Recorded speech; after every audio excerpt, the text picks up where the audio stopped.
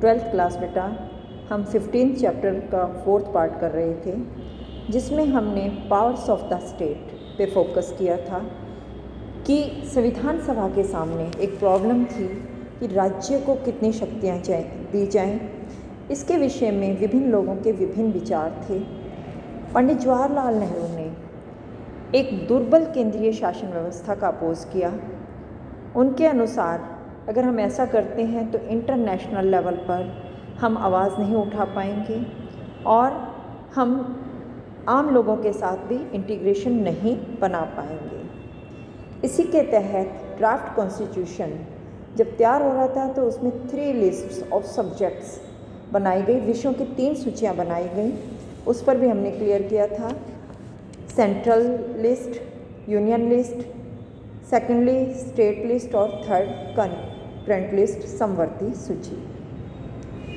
इसमें भी हमने क्लियर किया कि केंद्र सरकार के पास यूनियन लिस्ट के विषय जिसमें ज़्यादा शक्तियाँ होंगी और उसी में मिनरल रिसोर्सेज और मेन इंडस्ट्रीज़ को सेंट्रल गवर्नमेंट के कंट्रोल में दिया गया।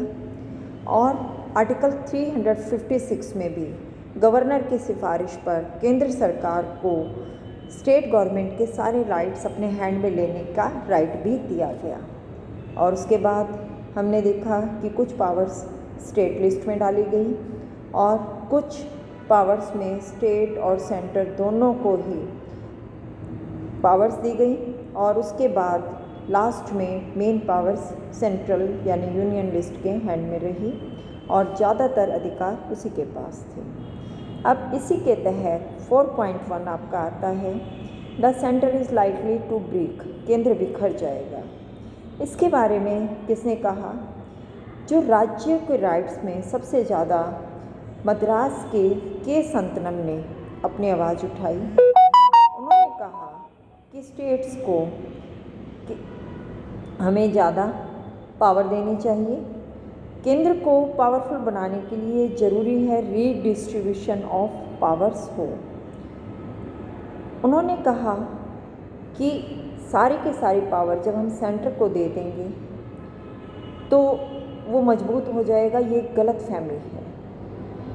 उनके अनुसार अगर सेंटर के पास ज़्यादा रिस्पॉन्सिबिलिटीज़ होंगी तो वो इफ़ेक्टिव वे में वर्क नहीं कर पाएगा। इसीलिए उसकी कुछ रिस्पॉन्सिबिलिटीज़ कम करने के लिए उन पावर्स को हमें स्टेट को ट्रांसफ़र कर देना चाहिए।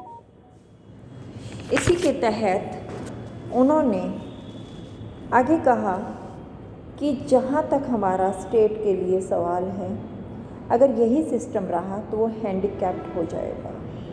एलोकेशन ऑफ पावर्स यही सिस्टम में रही और जो हमारे फिस्कल प्रोविजंस हैं उसमें जो ज़्यादातर कर केंद्र सरकार के अधिकार में दे दिए गए हैं, लेकिन अगर स्टेट के पास रेवेन्यू ही नहीं होगी, पैसा ही नहीं होगा तो वो अपने स्टेट में डेवलपमेंट प्रोजेक्ट्स कैसे चला पाएंगे। इसीलिए उन्होंने कहा ऐसा कॉन्स्टिट्यूशन हमें नहीं चाहिए जिसमें हर यूनिट को जाकर सेंटर को बोलना पड़े कि हम अपने लिए कुछ अरेंजमेंट नहीं कर सकते, एजुकेशन है या हेल्थ है या रोड्स फॉर्मेशन है, उसके लिए हमें डोनेशन दे दी जाए।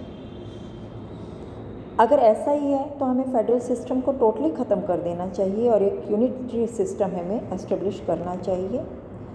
तो इस तरह से उन्होंने कहा ये गलत है और ऐसा हुआ तो सारे के सारे जो स्टेट हैं वो सेंटर का अपोज करना स्टार्ट कर देंगे। तो इसी तरह से और दूसरे मेंबर्स भी इस तरह से काफ़ी परेशान थे।